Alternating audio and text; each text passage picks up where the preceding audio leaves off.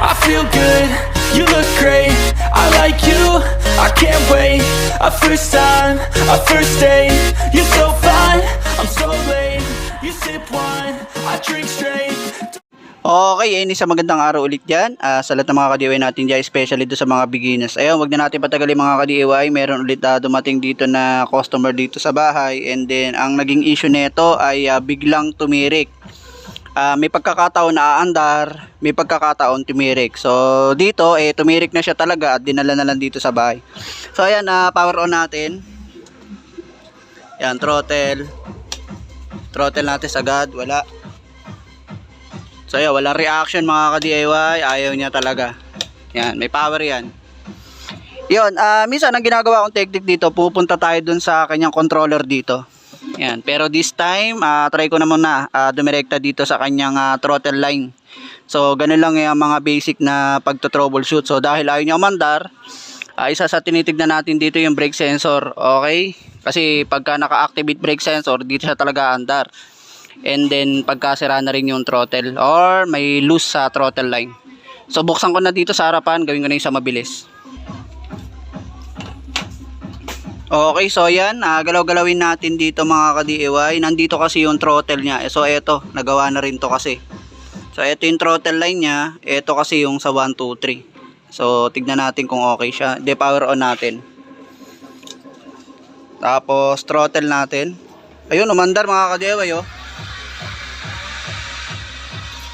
Pero tingin ko may problem dito mga ka-DIY. Dito yan, tingin ko may naglulus yan mga ka-DIY. So ang gagawin natin dyan, technique natin, lalagyan ko muna to ng tape para magdire-diretso yung kanyang andar. So gawin ko na isa mabilis. Yan, lalagyan ko lang ng tape dito para naka-throttle siya ng dire-diretso. Tsaka natin gagalawin yung mga wiring, okay? Okay yan mga ka-DIY, nilagyan na natin siya ng tape. So ibig sabihin, naka-throttle siya dire-diretso, ayan. Okay, ngayon pinaka-technique natin diyan, gagalaw-galawin natin yung mga wiring. Tingnan natin. Ayun mga ka-DIY, oh, namatay, oh. Naka-throttle pa rin 'yan. Ayan, oh. Namatay siya nung ginagalaw-galaw kayo, umandar na naman. Ayan, oh. Tingnan niyo mabuti. Ayan, oh. Ayan. So ibig sabihin naglulus pala talaga dito sa kanyang sakit mga ka-DIY. Ayan, oh. Ayan, wala na naman siya. Ayan, napakita ko ulit sa inyo pag ginagalaw dito. Ayan, umaandar siya, oh.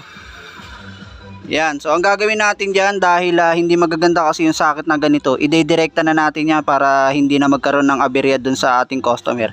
Kasi pagka ganyan, medyo mahirap na itong linisin, eh. So direct na natin yung mga ka-DIY. Patayin ko muna. Okay, yan mga ka-DIY, pag i-direct natin to, hindi natin siya puputulin agad lahat-lahat. Okay, so sa pagda-direct, para hindi tayo malito, isa-isa lang. Kunyari, unahin muna natin tong taas, and then sunod natin tong dilaw, pagdikitin muna natin. Yan. So naka-ano naman yan, no? Naka-ano naman kung saan siya nakatapat yung kanyang wiring. So i-direkta na lang natin isa mabilis. Pa isa-isa ko lang yan gagawin, pero gagawin ko na lang na isa mabilis mga ka-DIY. Okay yan mga ka-DIY, no? Ginamitan natin ng shrinkable tube para maganda yung kanyang balot mga ka-DIY. So ayan, power on na natin ulit. Power on, and then tape natin. Ayan. Tape natin ulit. Yan, umaandar na siya dire-diretso. So try natin galaw-galawin dito ulit mga ka-DIY. Yan, so hindi siya namamatay, dire-diretso lang talaga yung andar niya. Ayan, oh. Yan. Yun, dire-diretso, hindi na siya namamatay mga ka-DIY, nawala na yung kanyang loose.